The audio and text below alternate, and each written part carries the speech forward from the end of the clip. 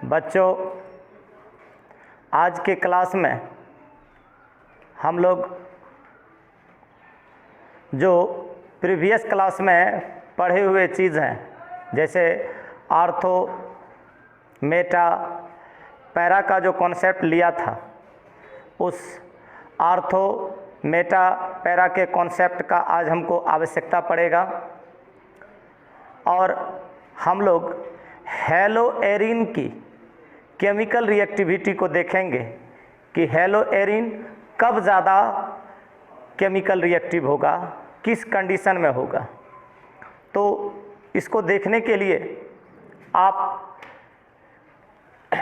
क्या देखिएगा, effect of substituent on nucleophilic substitution, मतलब रिएक्टिविटी ऑफ हेलो एरिन्स।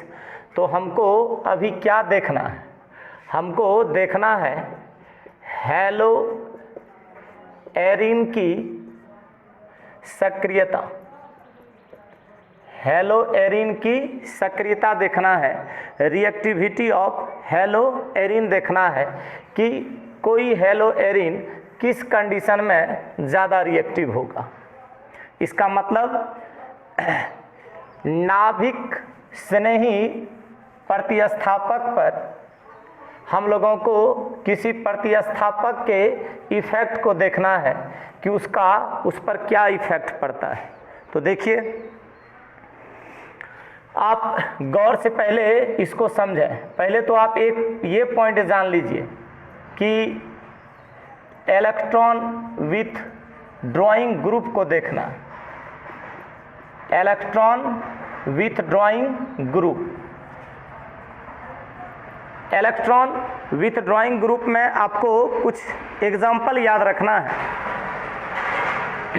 कि इलेक्ट्रॉन विथ ड्राइंग ग्रुप में कौन कौन है। जैसे आपने पढ़ा होगा Cn, आपने पढ़ा है NO2, आपने पढ़ा है COOH। इस प्रकार का जो समूह होता है, ये समूह आपका है इलेक्ट्रॉन विथ ड्राइंग ग्रुप, जिसको आप बोलते हैं electron Aakarshi, electron Aakarshi, electron Aakarshi समूह है ये। और ये आपको दिमाग में रखना पड़ेगा कि ये इलेक्ट्रॉन आकर्षी समूह, ये इलेक्ट्रॉन विथ ड्राइंग ग्रुप अगर हैलोजन के सापेक्ष आर्थो और मेटा पोजीशन पर रहता है तो वो हेलो एरिन आपका ज़्यादा रिएक्टिव होगा। तो आप ये चीज़ दिमाग में रखें कि electron with drawing group, electron with drawing group अगर हैलोजन के सापेक्ष बेंजीन रिंग है तो उस रिंग में आपने हेलो एरिन जोड़ा है।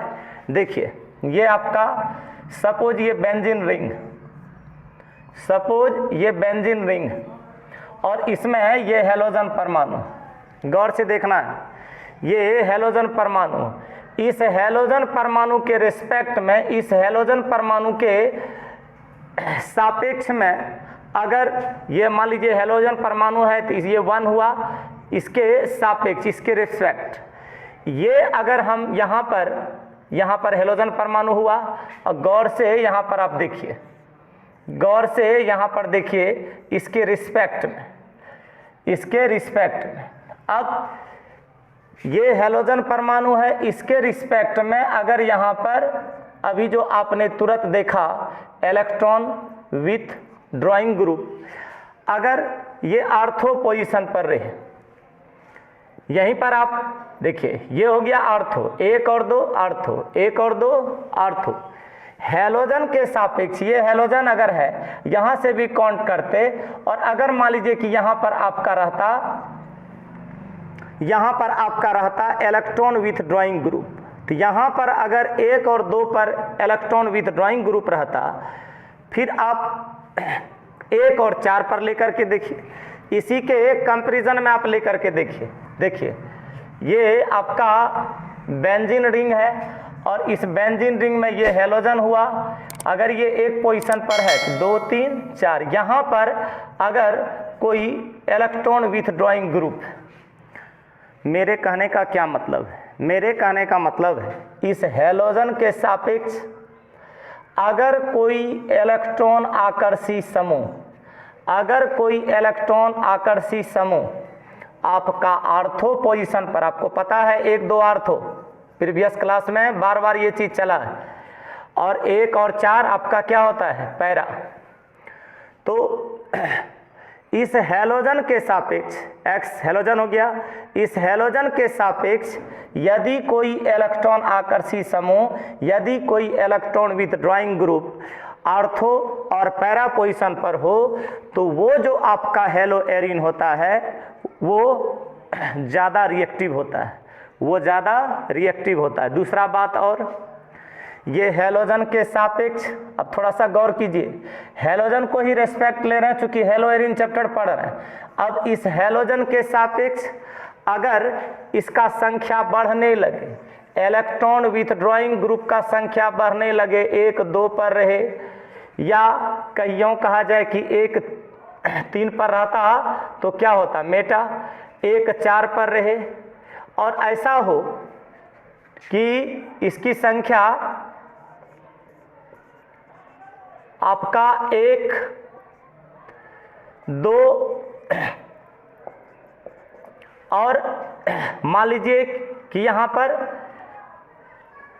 1 पोजीशन, 3 पोजीशन और ये 5 पोजीशन, इसका संख्या यूँ कहा जाए कि इसकी संख्या को बढ़ाया जाए। इलेक्ट्रॉन विथड्रॉइंग ग्रुप को अगर बढ़ाया जाए तो ये भी याद रखना है कि यदि इलेक्ट्रॉन विथड्रॉइंग ग्रुप का संख्या अगर ये बढ़ते रहे, माने यहाँ पर साइनाइड हो या नाइट्रो हो या COOH हो, अगर इसकी संख्या बढ़ते जाती है तो फिर वो हेलो एरिन आपका ज़्यादा रिएक्टिव होगा। तो अभी तक आपने 2 बात सुना है। 2 बात आपने क्या क्या सुना? एक बात आपने सुना कि अगर हैलोजन के सापेक्ष कोई इलेक्ट्रॉन विथड्रॉइंग ग्रुप आर्थो और मेटा पोजीशन पर हो तो वो ज़्यादा रिएक्टिव होता है, वो हेलो एरिन ज़्यादा रिएक्टिव होगा। फिर आपने सुना कि यदि हैलोजन के सापेक्ष कोई हैलोजन के सापेक्ष यदि कोई इलेक्ट्रॉन विथड्रॉइंग ग्रुप ज़्यादा नंबर में हो, ज़्यादा संख्या में हो, तो वो ज़्यादा रिएक्टिव होता है। उसके बाद आप देखिए इलेक्ट्रोफिलिक सब्स्टिट्यूशन रिएक्शन, मतलब इलेक्ट्रॉन से ही प्रतिस्थापन अभिक्रिया में हेलो एरिन में देखिए कंडीशन क्या है, इलेक्ट्रॉन रिच बेंजीन रिंग के कारण, बेंजीन रिंग जो होता है उसमें इलेक्ट्रॉन ज़्यादा होता है, तो इलेक्ट्रॉन रिच बेंजीन रिंग के कारण ऐसा गुण प्रदर्शित करता है वो इलेक्ट्रॉन स्नेही प्रतिस्थापन अभिक्रिया। दूसरा बात क्या है, इस चीज़ को आप खास रूप से ध्यान में रखेंगे कि ये जो आपका हेलो एरिन है या हेलो बेंजीन है, इसमें ये हैलोजन समूह जुड़ा हुआ है, ये तो बेंजीन था, ये वनली हो गया बेंजीन, ये वनली हो गया बेंजीन। तो बेंजीन में अभी आपने क्या सुना कि इस बेंजीन जो होता है ये इलेक्ट्रॉन रिच होता है, और इलेक्ट्रॉन रिच होने के कारण ये बेंजीन हो गया इलेक्ट्रॉन रिच, और इलेक्ट्रॉन रिच होने के कारण इसमें इलेक्ट्रोफिलिक सब्स्टिट्यूशन अभिक्रिया होती है। उसके बाद देखिए ये हेलो एरिन है, इसमें जो ये हैलोजन परमाणु, तो इसके इंडक्टिव इफेक्ट मतलब इसके प्रेरक प्रभाव, इसके इंडक्टिव इफेक्ट के कारण, मतलब हैलोजन के इंडक्टिव इफेक्ट के कारण ये जो रिंग होता है, ये जो वलय होता है, ये हो जाता है डीएक्टिव, ये हो जाता है आपका डीएक्टिव, ये हो जाता है निष्क्रिय। और डीएक्टिव हीटिंग प्रवृत्ति जो इसका होता है, डीएक्टिव हीटिंग प्रवृत्ति जो इसका होता है, निष्क्रिय प्रवृत्ति जो इसका होता है, जिसके कारण इसकी अभिक्रिया का वेग जो बेंजीन होता है उसके सापेक्ष बहुत कम होता है, उसके सापेक्ष बहुत कम होता है, ये आपने सुना। उसके बाद आपने क्या देखा कि जो हेलो बेंजीन या हेलो एरिन है उसमें इलेक्ट्रोफिलिक सब्स्टिट्यूशन एक्स के सापेक्ष, अभी तुरंत आप सुन रहे थे, एक्स के सापेक्ष अगर आर्थो पोजीशन पर होता है, एक्स के सापेक्ष अगर पैरा पोजीशन पर होता है तो वहाँ पर इलेक्ट्रॉन का डेंसिटी जो है वह बहुत अधिक होता है, किसके सापेक्ष, मेटा के सापेक्ष। इसलिए मेटा आप जान रहे हैं, बेंजीन रिंग अगर ये है और यहाँ हेलोजन है तो 1 और 3 पोजीशन पर अगर कोई समूह जुड़ा है, यहाँ पर 3 नंबर पे कोई समूह जुड़ा है, तो ये समझ लीजिए ये क्या है, मेटा। तो आपको ये चीज़ दिमाग में रखना है कि अगर किसी हेलो एरीन में हेलोजन के सापेक्ष आर्थो एवं पैरा पोजीशन पर अगर होगा तो ये जो हेलोजन है वह क्या है, आर्थो और पैरा डायरेक्टिंग ग्रुप, और डायरेक्टिंग ग्रुप होने की वजह से क्या होता है, रेजोनेंस के कारण अनुनाद बोलते हैं रेजोनेंस। इस रेजोनेंस के कारण, रेजोनेंस आप प्रीवियस क्लास में फर्स्ट ईयर के क्लास में पढ़े रेजोनेंस, तो उस अनुनाद के कारण क्या होता है, आर्थो और पैरा पोजीशन पर इलेक्ट्रॉन का जो डेंसिटी है, इलेक्ट्रॉन का जो घनत्व है, वह इलेक्ट्रॉन का घनत्व क्या होता है, बढ़ जाता है। और ये वजह है कि मेटा पोजीशन से इसका डेंसिटी होता है ज़्यादा, मेटा पोजीशन से इलेक्ट्रॉन का डेंसिटी ज़्यादा होता है, कहाँ पर, आर्थो और पैरा पर। इसलिए जो प्रोडक्ट होता है ना, जो प्रतिफल प्राप्त होता है, जो उत्पाद प्राप्त होता है, वो आर्थो और पैरा प्रोडक्ट प्राप्त होता है, मेटा प्रोडक्ट प्राप्त नहीं होता है। तो ये चीज़ दिमाग में रखना है। तो बच्चों, अभी हम हेलो एरीन की रासायनिक क्रियाशीलता को देख रहे थे और आपने ये देखा कि आर्थो और पैरा पोजीशन पर अगर इलेक्ट्रॉन आकर्षी समूह है, इलेक्ट्रॉन विथड्रॉइंग ग्रुप है, तो वो ज़्यादा रिएक्टिव होगा। फिर आपने ये सुना कि अगर उसकी संख्या अधिक हो जाए तो ज़्यादा होगा रिएक्टिव। फिर आपने ये देखा अगर मेटा पोजीशन पर होगा तो कोई इफ़ेक्ट नहीं पड़ेगा, इस चीज़ को आपने देखा। फिर आपने ये देखा इलेक्ट्रोफिलिक सब्स्टिट्यूशन रिएक्शन में आपने ये देखा कि ये जो हेलोजन परमाणु है, ये हेलोजन परमाणु क्या करता है, तो हेलोजन परमाणु जब बेंजीन रिंग में जुड़ता है तो यह इलेक्ट्रॉन डेंसिटी को बढ़ाता है। तो कहाँ पर ज़्यादा बढ़ाता है, तो इलेक्ट्रॉन डेंसिटी को वो बढ़ाता है आर्थो और पैरा पोजीशन पर, मेटा पोजीशन पर इसका इफेक्ट नहीं पड़ता है।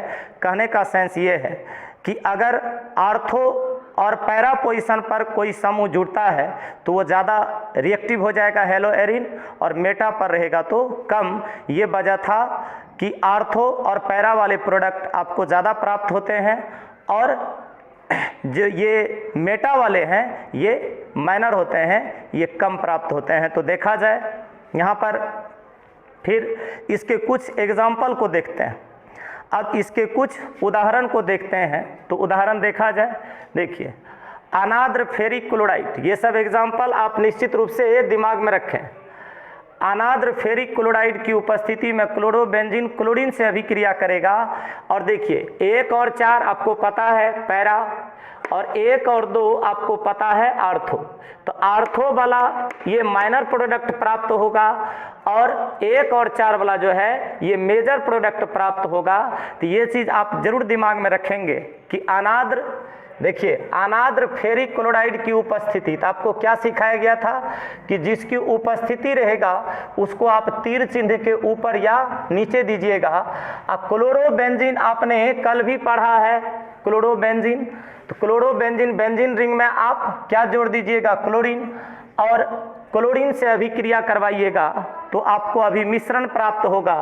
तो देखिए एग्जाम्पल, ये आपका बेंजीन रिंग, ये आपका बेंजीन रिंग में आपने क्लोरीन जोड़ दिया तो ये क्लोरोबेंजीन, और क्लोरोबेंजीन का अभिक्रिया क्लोरीन से करवा रहे हैं। तो किसकी उपस्थिति में करवा रहे हैं, अनहाइड्रस अनाद्र फेरिक क्लोराइड की उपस्थिति में करवा रहे हैं। तो आपको मिश्रण बन रहा है, मिश्रण कौन ज़्यादा बनेगा कौन कम बनेगा इसको देखना है, कौन ज़्यादा बनेगा कौन कम बनेगा इसको देखना है।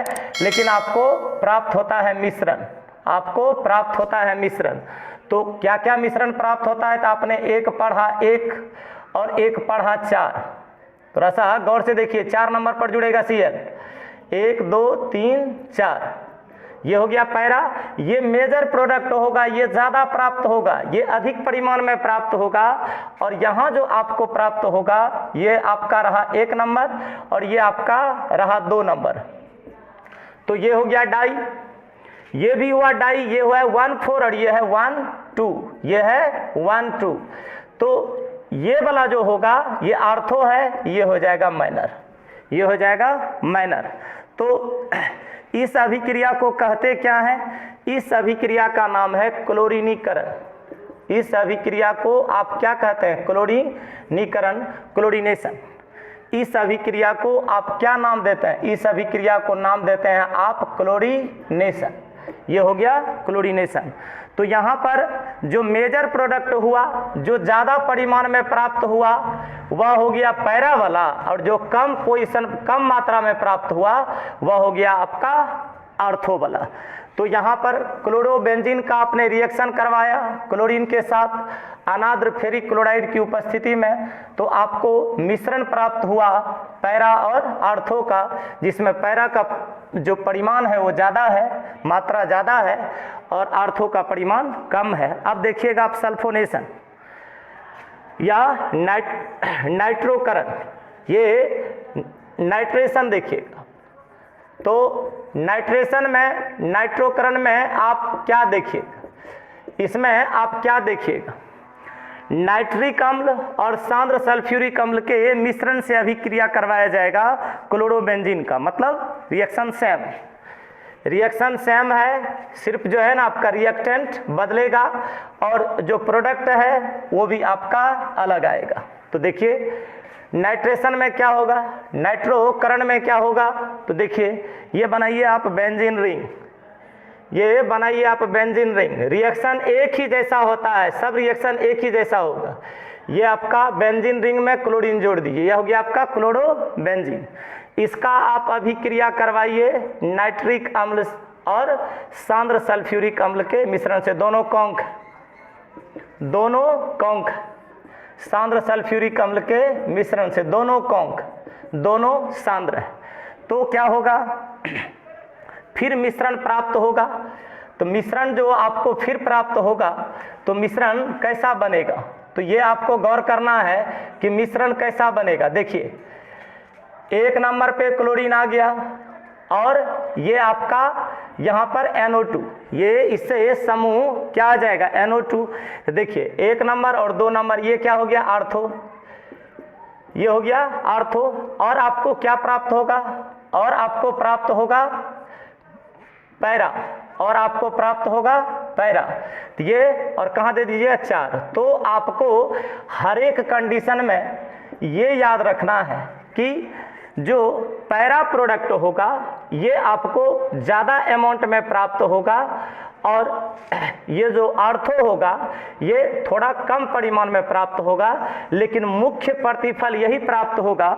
यही कारण अभी आपने सुन रहा था। तो अगर ऐसा ही रिएक्शन आप रहने दें और यहाँ पर सल्फ्यूरिक अम्ल के साथ अभिक्रिया करवाएं, तो अभी आप क्या देखिएगा? देखिए सांद्र सल्फ्यूरिक अम्ल के साथ, सांद्र सल्फ्यूरिक अम्ल के साथ अगर क्लोरोबेंजीन को गर्म कीजिएगा तो फिर माने तीनों रिएक्शन एक ही है, क्लोरीनीकरण, नाइट्रेशन और सल्फोनेशन। तीनों रिएक्शन में आप एक ही चीज देख रहे हैं कि जो आपको पैरा प्रोडक्ट प्राप्त होता है, मिश्रण तो तीनों में बन रहा है, तो जो पैरा प्रोडक्ट आपको प्राप्त होता है वह मेजर अमाउंट में प्राप्त होता है। और यहीं पर आप लीजिए इसका अभिक्रिया सल्फोनेशन अगर देखते, सल्फोनेशन अगर देखते तो क्या देखते? देखिए अब हम लोग देखेंगे सल्फोनेशन, अब हम लोग देखेंगे सल्फोनीकरण, अब हम लोग देखेंगे सल्फोनीकरण, सल्फोनेशन। तो सल्फोनेशन में क्या होगा? सांद्र सल्फ्यूरिक अम्ल से ये अभिक्रिया करेगा, सांद्र सल्फ्यूरिक अम्ल से अभिक्रिया करेगा, फिर आपको मिश्रण प्राप्त होगा। तो मिश्रण प्राप्त होगा, इस बार आप क्या कीजिए? सिर्फ यहाँ पर पोजीशन बदल दीजिए, इसका यहाँ पर दे दीजिए SO3H, यहाँ पर क्या दे दीजिए? SO3H। और जो साइड प्रोडक्ट आपका बनेगा हरदम, देखिए HCl, HCl, जो साइड प्रोडक्ट है यहाँ का H, यहाँ का H और यहाँ का Cl जो आपका हटता है, तो आप तीनों प्रोडक्ट में ये याद रखेंगे कि आप HCl साइड प्रोडक्ट से बनाते रहेंगे, HCl आप सब में देते रहेंगे। तो अभी आपने क्या देखा, सल्फोनेशन, सल्फोनीकरण, और ये तीनों एग्जाम्पल था जो आपने हेलो एरिन का रासायनिक अभिक्रिया अभी देखा। अभी जो आपने आर्थो, मेटा और पैरा का कॉन्सेप्ट लिया कि कब हेलो एरिन ज़्यादा रिएक्टिव होगा, कब कम होगा, तो उस कंडीशन में आपने ये सल्फोनेशन में देखा, नाइट्रेशन में देखा और क्लोरीनीकरण में देखा कि आपको मिश्रण प्राप्त होता है, और जो मिश्रण प्राप्त होता है तो उसमें मेजर अमाउंट में आपको हमेशा पैरा वाला प्राप्त होता है, आर्थो वाला कम प्राप्त होता है। और याद रखिए ये कि प्रोडक्ट हमेशा आपको आर्थो और पैरा ही मिलेगा, मेटा आपको नहीं मिलेगा या कम मिलेगा। क्लोरोफॉर्म बनाने की विधि पढ़ेंगे। अब ये आपका होगा क्लोरोफॉर्म बनाने की विधि। क्लोरोफॉर्म बनाने की विधि, क्लोरोफॉर्म आप ये जान लीजिए कि अभी आप दो चीज़ का नाम सुनिएगा, एक है एथिल अल्कोहल, ये औद्योगिक विधि है और प्रायोगिक विधि है, ध्यान दीजिएगा। एथिल अल्कोहल जान रहे हैं फार्मूला, C2H5OH, गौर से इसको सुनना है। एथिल अल्कोहल या आप इसका नाम बोलते हैं एथेनॉल, या नाम इसका बोलते हैं एथेनॉल। उसके बाद आपने क्या पढ़ा, एसीटोन, एसीटोन, ये है एसीटोन। और इस एथिल अल्कोहल को या एसीटोन को आप किसी हैलोजन मतलब क्लोरीन, किसी हैलोजन से जब रिएक्ट करवाइएगा तो इस अभिक्रिया का नाम हो जाएगा हैलोफॉर्म। एक रिएक्शन आप पढ़िएगा हैलोफॉर्म, एक अभिक्रिया होगा हैलोफॉर्म। तो इस हैलोफॉर्म विधि के द्वारा हम लोग इस क्लोरोफॉर्म को बनाएंगे, और इसमें हम लोग इसको हैलोफॉर्म इसलिए कहा जाता है कि हम अभिक्रिया करवाते हैं किससे, हैलोजन से, और इससे आपको आइडोफॉर्म, क्लोरोफॉर्म, ब्रोमोफॉर्म, यहाँ तो क्लोरोफॉर्म लिखल है, इससे आप हैलोफॉर्म अभिक्रिया के द्वारा ये आप क्लोरोफॉर्म, ब्रोमोफॉर्म, आइडोफॉर्म ये सब प्रोडक्ट आप प्राप्त कर सकते हैं। और उद्योग में या प्रयोगशाला में इससे बड़े पैमाने पर क्लोरोफॉर्म को प्राप्त किया जाता है। और आपको ये भी पता होगा कि एक छोटा क्वेश्चन में आपको पूछ भी देता है कि क्लोरोफॉर्म का कहाँ यूज होता है। तो आप ये याद रखिए, लोकल एनेस्थेटिक में, दंत चिकित्सा में भी इसका प्रयोग किया जाता है। तो हम बनाएंगे अभी बनाएंगे हम क्लोरोफॉर्म, और किसके द्वारा क्लोरोफॉर्म बनाएंगे, तो अल्कोहल से अभिक्रिया करके।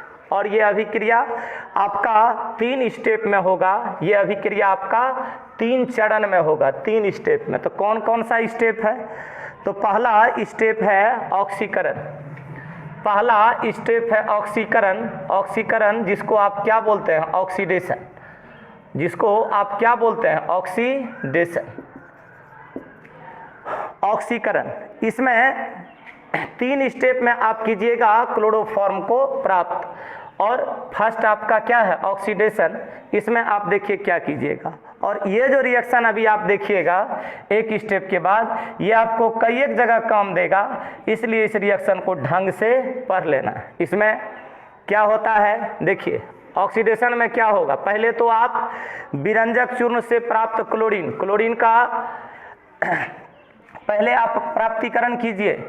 कथी से, विरंजक चूर्ण से। विरंजक चूर्ण का एक प्रॉपर्टी है ब्लीचिंग पाउडर का, CaOCl, ये हो गया आपका विरंजक चूर्ण। इसका एक नेचर है, इसका एक प्रॉपर्टी है, जब यह हवा और नमी की उपस्थिति में जाता है ना, जब यह हवा या नमी की उपस्थिति में जाएगा, मान लीजिए कि यहाँ पर ये नमी हो गया, ये हो गया नमी, मॉइस्चर। हवा या नमी की उपस्थिति में यह जब जाएगा तो ये देगा कौन चीज, क्लोरीन। ये क्या देगा, क्लोरीन। तो ये क्लोरीन देता है, ये क्लोरीन देता है। एक जो और आपको पदार्थ प्राप्त होगा वह क्या होगा, CaOH का होल 2।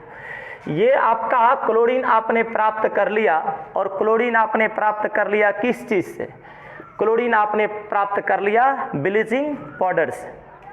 क्लोरीन आपने प्राप्त कर लिया किस चीज से, ब्लीचिंग पाउडर से। और यही आप देखते हैं ये कैल्शियम हाइड्रोक्साइड यही जब सूखेगा तो आपको CaCO3 के फॉर्म में आपको नजर आएगा, वहां पर जमीन पर जो ऐसे बिखरा हुआ रहता है CaCO3। तो देखिए ये ब्लीचिंग पाउडर है, और ब्लीचिंग पाउडर जब हवा या नमी की उपस्थिति में आता है तो एक इसका प्रॉपर्टी है, 10th क्लास में आपने पढ़ा होगा कि ये क्या देता है, क्लोरीन। अब जो क्लोरीन आपको मिला, अब आप प्रोसेस शुरू कर रहे हैं, अब जो क्लोरीन आपको मिला, इस क्लोरीन को आप क्या कीजिएगा, इस क्लोरीन का अभिक्रिया करवाइएगा आप एथिल अल्कोहल। सूत्र आप पढ़ चुके हैं, फर्स्ट ईयर में आप नोमेनक्लेचर में ये सब चीज पढ़ रहे हैं। तो क्लोरीन जो आपको प्राप्त हुआ ब्लीचिंग पाउडर से, इस ब्लीचिंग पाउडर का से जो आपको क्लोरीन प्राप्त हुआ, इसका अभिक्रिया करवाइए एथिल अल्कोहल। तो एथिल अल्कोहल का सूत्र क्या होता है, C2H5OH, यही है एथिल अल्कोहल या एथेनॉल। और इसका अभिक्रिया आप किससे करवाइएगा, क्लोरीन से। क्लोरीन अभी आपने ब्लीचिंग पाउडर से प्राप्त किया है। तो यहाँ से आपको क्या प्राप्त होता है, तो देखिए यहाँ से प्राप्त होता है हमें एसीटाइल्डिहाइड।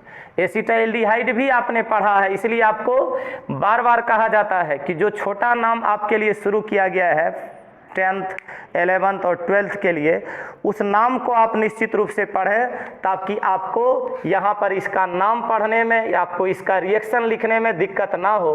अभी एथिल अल्कोहल अगर यहाँ पर नाम लिखा हुआ है तो आप आराम से फार्मूला लिख सकते हैं। तो मैंने ये बताया था कि जो नेम आपने पढ़ा उससे फार्मूला, और जो फार्मूला पढ़ा उससे नेम, आप बार बार प्रैक्टिस करते रहें तो आपको रिएक्शन में दिक्कत नहीं होगा। तो ये एथिल अल्कोहल किससे अभिक्रिया किया, क्लोरीन से। क्लोरीन कहाँ से आया, तो ब्लीचिंग पाउडर से। और इसका जब अभिक्रिया करवाते हैं तो आपको क्या प्राप्त होता है, एसीटाइल्डिहाइड। एल्डिहाइड का फंक्शनल ग्रुप क्या होता है, CHO, और एसीटा है तो CH3। ये हो गया आपका एसीटाइल्डिहाइड। जो साइड प्रोडक्ट है वो क्या है, HCl। ये हो गया आपका एसीटाइल्डिहाइड। एसीटाइल्डिहाइड बना, एक स्टेप आपने ले लिया, ये हो गया आपका क्या, ऑक्सीकरण। ये हो गया आपका ऑक्सीडेशन, और ऑक्सीडेशन खत्म। अब चलेंगे हम लोग क्लोरीनेशन। अब हम लोग देखेंगे क्लोरीनेशन। तो क्लोरीनेशन में हम लोग क्या देखेंगे, क्लोरीनेशन में हम लोग क्या देखेंगे, क्लोरीनीकरण में हम लोग क्या देखें। तो जो एसीटाइल्डिहाइड आपको बना, अभी जो एसीटाइल्डिहाइड बनाया उसको, अब एसीटाइल्डिहाइड का किस चीज़ में परिवर्तन करना है, तो क्लोरीन द्वारा जब अभिक्रिया करवाइएगा तो उसका जब क्लोरीनीकरण होगा, एसीटाइल्डिहाइड का क्लोरीन द्वारा जब क्लोरीनीकरण होगा तो आपको बनेगा ट्राइक्लोरो एसीटाइल्डिहाइड। इसका नाम क्लोरल है, और ये आपको DDT में भी यूज में आएगा। DDT का जब आप फॉर्मेशन कीजिएगा तो वहाँ इसका यूज है क्लोरल का। तो आप लीजिए रिएक्शन को, अभी आप कौन सा स्टेप ले रहे हैं, सेकेंड स्टेप। सेकेंड स्टेप का नाम क्या है, क्लोरीनीकरण। तो क्लोरीनीकरण में क्या होगा, एसीटाइल्डिहाइड, ये आपका है एसीटाइल्डिहाइड। तो इस एसीटाइल्डिहाइड का किसके साथ अभिक्रिया करवाइएगा आप, क्लोरीन के साथ। एसीटाइल्डिहाइड का क्लोरीन के साथ अभिक्रिया करवाए तो क्या हुआ, तो क्लोरीन के साथ अभिक्रिया करवाए तो आपको क्या बना, ट्राइक्लोरो एसीटाइल्डिहाइड। ट्राइक्लोरो एसीटाइल्डिहाइड, ये ऑक्सीडेशन था, ये ऑक्सीडेशन था। ट्राइक्लोरो एसीटाइल्डिहाइड है, देखिए यही है ट्राई, 3 लगा दिए तो क्या हो गया, ट्राइक्लोरो एसीटाइल्डिहाइड। ये हो गया फार्मूला, यही फार्मूला हो गया ट्राइक्लोरो एसीटाइल्डिहाइड या क्लोरल का। अब आपको जो साइड प्रोडक्ट उधर बनता है आप क्या कीजिए, बना लीजिए। यदि HCl फॉर्म हो रहा है तो उधर क्या कीजिए, बना लीजिए। तो आपका मुख्य प्रोडक्ट क्या प्राप्त हुआ, तो मुख्य प्रोडक्ट आपका प्राप्त हुआ ट्राइक्लोरो एसिटाइलडिहाइड। और अब आप क्या कीजिएगा, अब आप इसका कीजिएगा हाइड्रोलाइसिस। अब आप इसका क्या कीजिएगा, हाइड्रोलाइसिस। अब इसका करेंगे हम लोग जल अपघटन, और जल अपघटन करेंगे तब आपको क्या प्राप्त हो जाएगा, क्लोरोफॉर्म। और साथ में आप जिससे जल अपघटन करवाइएगा उसका भी प्रोडक्ट प्राप्त होगा। तो मुख्य प्रोडक्ट आपका क्या बनेगा, क्लोरोफॉर्म। तो अब हम क्या देखेंगे, कौन सा पॉइंट, जल अपघटन। जल अपघटन को आप क्या कहते हैं, हाइड्रोलाइसिस। और इसका मतलब है कि अब जो रिएक्शन होगा वह जल के साथ होगा, और किसका करवा रहे हैं, कैल्शियम हाइड्रोक्साइड, क्लोरल। क्लोरल अभी आपने देखा था, और क्लोरल का अभिक्रिया करवाएंगे कैल्शियम हाइड्रोक्साइड के साथ। तो लीजिए क्लोरल, क्लोरल का आप फार्मूला आपको पता है, क्लोरल का आप फार्मूला आपको पता है, ये रहा क्लोरल। और इस क्लोरल का अभिक्रिया करवाइएगा आप किसके साथ, कैल्शियम हाइड्रोक्साइड। हाइड्रोक्साइड वैलेंसी 1 याद है आपको, कैल्शियम वैलेंसी 2। फार्मूला कैसे बनाइएगा, इसका इसमें, इसका इसमें। तो क्या हो जाएगा कैल्शियम हाइड्रोक्साइड का, CaOH का होल 2। ये है कैल्शियम हाइड्रोक्साइड, ये क्षार है। यहाँ पर आप सोडियम हाइड्रोक्साइड भी लेकर के अभिक्रिया करवा सकते थे। तो देखिए ये हो गया क्लोरल। तो क्लोरल का अभिक्रिया हम किसके साथ करवा रहे हैं, कैल्शियम हाइड्रोक्साइड। और कैल्शियम हाइड्रोक्साइड के साथ अभिक्रिया करवाएंगे तो आपको क्या प्राप्त होगा, क्लोरोफॉर्म। तो क्लोरोफॉर्म का क्या फार्मूला होता है, CHCl3। ये हो गया क्लोरोफॉर्म। और आपको क्या बन रहा है, साइड प्रोडक्ट। तो साइड प्रोडक्ट बन रहा है कैल्शियम फॉर्मेट।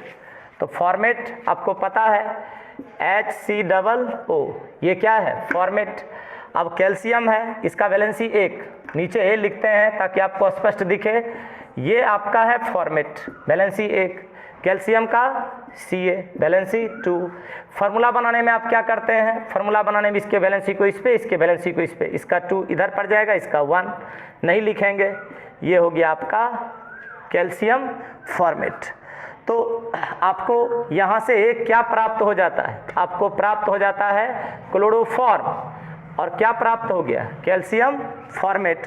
तो अभी आपने क्या बनाया, क्लोरोफॉर्म। क्लोरोफॉर्म को कितने स्टेप में बनाया, 3 स्टेप में। क्या क्या किया, ऑक्सीडेशन, सेकेंड क्लोरीनेशन, और फिर हाइड्रोलाइसिस। तो 3 स्टेप में आपने क्या बनाया, क्लोरोफॉर्म। इसी स्टेप से आप आइडोफॉर्म भी बना सकते हैं। तो ये हमने किससे बनाया, एथिल अल्कोहल से। अब हम इसको एसीटोन से भी बना सकते हैं। तो एसीटोन से अगर बनाते तो क्या करते, देखिए फिर सेम बात आता कि यहाँ पर एसीटोन के साथ इसका अभिक्रिया करवाते, सब कुछ लगभग वही चलता, थोड़ा सा रिएक्शन में हेर फेर होगा। मतलब अभी हमने एथिल अल्कोहल से प्राप्त किया है, और अगर एसीटोन से भी प्राप्त करते तो लगभग सेम रिएक्शन रहता। इसी प्रकार के रिएक्शन का यूज करते और हम लोग बना लेते एसीटोन से। ये आपका क्लोरोफॉर्म बनाने का विधि है। मान लीजिए यहाँ पर आप लीजिए, अभी आपने क्या किया था, विरंजक चूर्ण से प्राप्त किया था क्लोरीन। देखा रिएक्शन में आपने विरंजक चूर्ण से प्राप्त क्लोरीन का अभिक्रिया करवाया एथिल अल्कोहल से। और अगर यहाँ पर एसीटोन रहता तो क्या करते, यहाँ पर ले लेते एसीटोन। यही आपका एसीटोन है, यही आपका एसीटोन है या प्रोपेनॉन, नाम आपने सुना ही है, कीटोन में आपने पढ़ा ही है। तो जो विरंजक चूर्ण से प्राप्त क्लोरीन होता है, जो क्लोरीन अभी आपने तुरंत प्राप्त किया था विरंजक चूर्ण से, उसके साथ इसका अभिक्रिया करवाइएगा। तो उसके साथ अभिक्रिया करवाइएगा तो क्या प्राप्त होगा, देखिए यहाँ से तीनों H हटा, और यही हो गया ट्राइक्लोरो, यही है ट्राइक्लोरो। और सब कुछ आप लिख दीजिए, यहाँ से H हटा दिया आपने, गौर से देखिए, यहाँ से H को आपने क्या किया, हटा दिया, और यहाँ पर क्या दे दिया, Cl, और सब कुछ वैसे ही आप उतार दीजिए, सब कुछ आप वैसे ही उतार दीजिए। इधर साइड प्रोडक्ट क्या बन जाएगा, HCl। इसका क्या नाम हो जाएगा, ट्राइक्लोरो एसीटोन, ट्राइक्लोरो एसीटोन।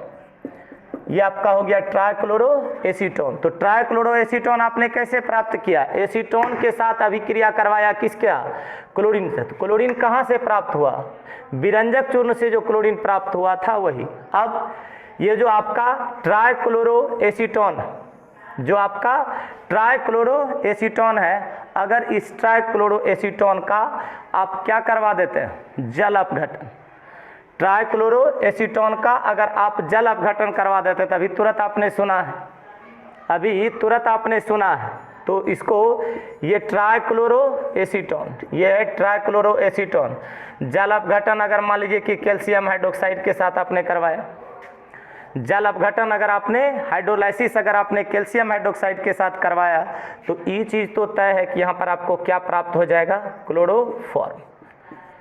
यहाँ पर आपको क्या प्राप्त हो जाएगा, क्लोरोफॉर्म। और इधर आपका कार्बन इस बार क्या है, ज़्यादा है ना, तो कार्बन आपका ज़्यादा है, तो आप क्या बना लीजिए, एसीटेट, कार्बन आपका ज़्यादा है, तो देखिए ये है एसीटेट का फॉर्मूला। तो एसीटेट का वैलेंसी कितना होता है, 1, और कैल्शियम का वैलेंसी कितना होता है, 2। फिर बना लीजिए कैल्शियम एसीटेट का बनाइएगा तो क्या कीजिएगा, इसका वैलेंसी इस पे, इसका वैलेंसी इस पे, मतलब इस पर कितना आ जाएगा, 2। ये आपको क्या प्राप्त हो गया, क्लोरोफॉर्म। तो अभी आपने क्लोरोफॉर्म को कैसे कैसे प्राप्त किया, एक एथिल अल्कोहल से और एक एसीटोन से, और ये दोनों मेथड से जो आप प्राप्त करते हैं, बड़े पैमाने पर प्राप्त करते हैं, औद्योगिक और प्रायोगिक विधि में इसको प्राप्त करते हैं, इसको आपने हैलोफॉर्म अभिक्रिया द्वारा प्राप्त किया। शेष रिएक्शन को अब हम लोग कल देखेंगे। आज के लिए इतना ही, धन्यवाद।